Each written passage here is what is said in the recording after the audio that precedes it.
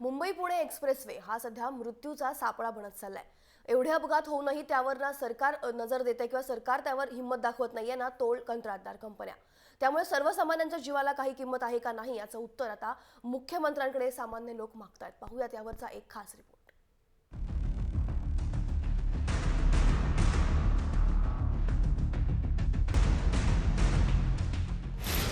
मृत्यूचा एक्सप्रेसवे, 17 ठार 47 जखमी, निरपराधींचा जातोय बळी।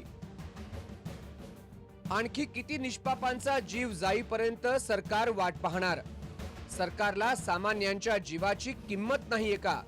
हा प्रश्न आज प्रत्येकाला मुख्यमंत्री देवेंद्र फडणवीसांना विचारायचा आहे। MSRDCचे मंत्री म्हणून एकनाथ शिंदेंकडून उत्तर हवंय, कारण सरकारच्या नाकर्तेपणामुळे एक्सप्रेसवे मृत्यूचा सापळा बनलाय।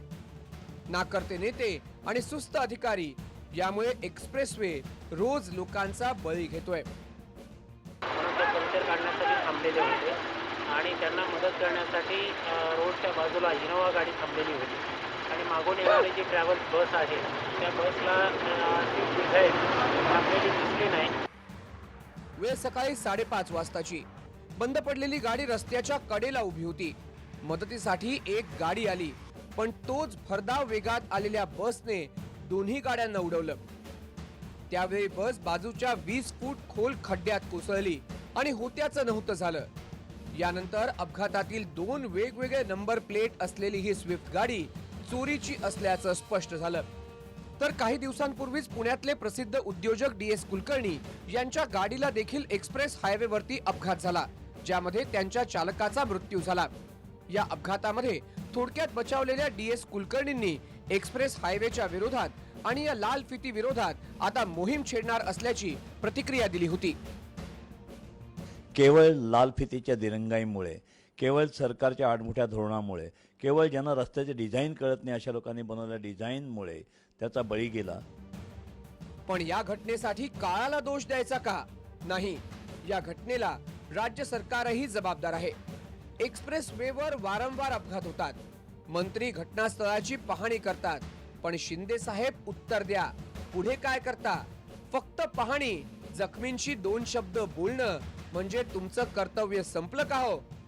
प्रवाशांच्या खिशावर टोलधाड टाकणारे तुम्ही सोयी सुविधांची वेळ आली की फक्त देता ती कोरडी आश्वासनं।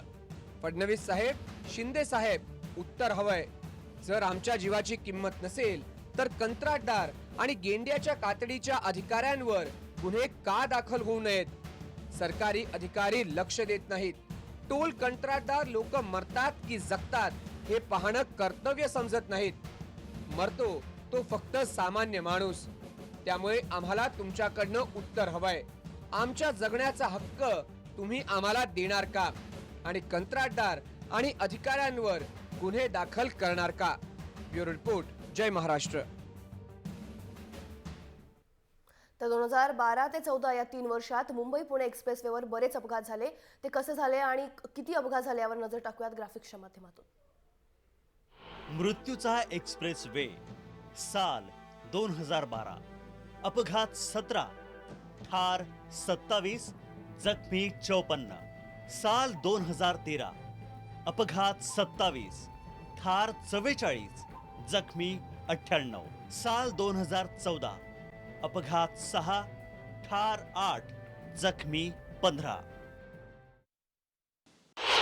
JP रिसर्चच्या रिपोर्टनुसार ऑक्टोबर 2012 ते ऑक्टोबर 2014 या 2 वर्षात 372 अपघात झाले। 55% अपघात हे रात्री 12 ते सकाळी 9 या वेळेत घडतात। सकाळी 3 ते 9 या वेळेत घडलेल्या 38% अपघातांमध्ये प्रवासी मृत्युमुखी पडले। एक्सप्रेसवेवर 54% अपघात हे ट्रकमुळे घडले, 33% अपघात गाड्यांमुळे, तर 5% अपघात हे बसमुळे झाले। माणसाच्या चुकीमुळे 58% अपघात घडतात।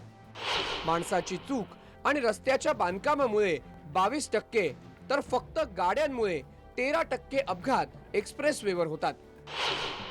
ड्रायव्हरला झोप लागल्याने 108 अपघात झाले। गाड्यांचा वेग जास्त असल्या कारणामुळे 65 अपघात झाले. वेग मर्यादा न पाळल्यामुळे 48 अपघात झाले. अचानक गाडीने लेन बदलल्यामुळे 33 अपघात झाले.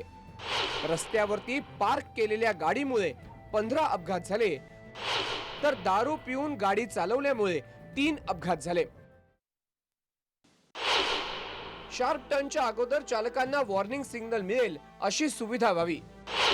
बंद पडलेल्या गाड्यांबाबत इतर गाड्यांना माहिती द्यावी.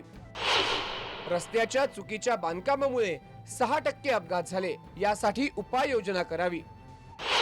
वेग मर्यादा ओलांडणाऱ्या गाड्यांवरती कारवाईसाठी सीसीटीव्ही असलेली हायटेक कंट्रोल सिस्टीम उभारावी आणि ज्या ठिकाणी दरी आहे त्या ठिकाणी क्रॅश बॅरियर्स बांधावेत.